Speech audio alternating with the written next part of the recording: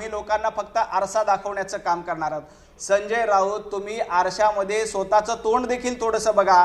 तुम्ही रोज उठून सकाळी स्वतःचं तोंड आरशामध्ये बघितलं तर आपलं तोंड किती काळवंडलेलं आहे आणि आपले हात किती बरबटलेले आहेत हे त्या आरशामध्ये तुम्हाला दिसेल। नुसतं सरकारला आरसा दाखवण्याचं काम विरोधकांचं नसतं, तर स्वतःचं काळं तोंड देखील संजय राऊत यांनी त्याच आरशामध्ये बघावं।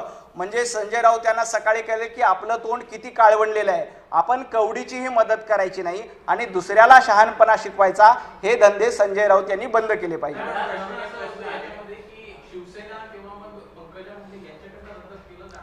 मुळामध्ये दसरा मेळावा रद्द करावी ही मागणी अशा पद्धतीची नव्हती। जेव्हा संजय राऊत म्हणतायत की आम्ही दसरा मेळावा घेतोय, त्यावेळेला तुम्ही म्हणतायत की दुसऱ्यांनी शेतकऱ्यांच्या बांधावर जाऊन मदत केली, आम्ही शेतकऱ्यांच्या बांधावर जाऊन मदत करतो। आज पुण्यामधून भारतीय जनता पार्टीचे प्रदेशाध्यक्ष रवींद्र चव्हाणजी यांनी नुसती हवेमध्ये येऊन बडबड केली नाही, तर शेतकऱ्यांना आधार देण्यासाठी काही ट्रक मदतीचे पुण्यातून मराठवाड्याला रवाना होत आहेत, ती मदत करतोय। आम्ही शेतकऱ्यांच्या खांद्याला खांदा लावून उभा आहोत। भारतीय जनता पार्टीचे कार्यकर्ते बांधावर जाऊन शेतकऱ्यांना मदत करतायत। भारतीय जनता पार्टीचे कार्यकर्ते पूरग्रस्तांसाठी आधार देत आहेत। असं असताना आम्ही आधारही देतो, मदतही करतो, मेळावेही घेतो। तुम्ही आधारही देत नाही, मदतही घेत नाही, फक्त मुंबई महापालिका निवडणूक डोळ्यासमोर ठेवून मेळावे घेतायत।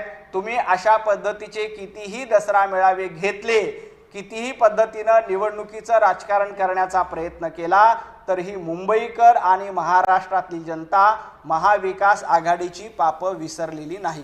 याला धरून एक प्रश्न आहे, आपण जर दसरा मेळाव्याचा खर्च बघितला तर करोड रुपये खर्च होतात। एकीकडे संजय राऊत म्हणतात शेतकऱ्यांना मदत करावी, तुम्हाला वाटतं का त्यांनी दसरा मेळावा रद्द करून शेतकऱ्यांसाठी करावा? खरं त्यांनी दसरा मेळावा रद्द करावा का नाही करावा, त्यांनी स्वतःची जनाची नाही तर मनाची तरी लाज बाळगावी की आपण नेमकी काय बोलतो। आपण जे बोलतोय त्याच पद्धतीनं काम केलं पाहिजे। आपण म्हणतोय की भारतीय क्रिकेटपटूंनी आपल्या सामन्याचं मानधन दिलं पाहिजे, त्या क्रिकेटपटूंनी आपल्या सामन्याचं मानधन लोकांना दिलंय।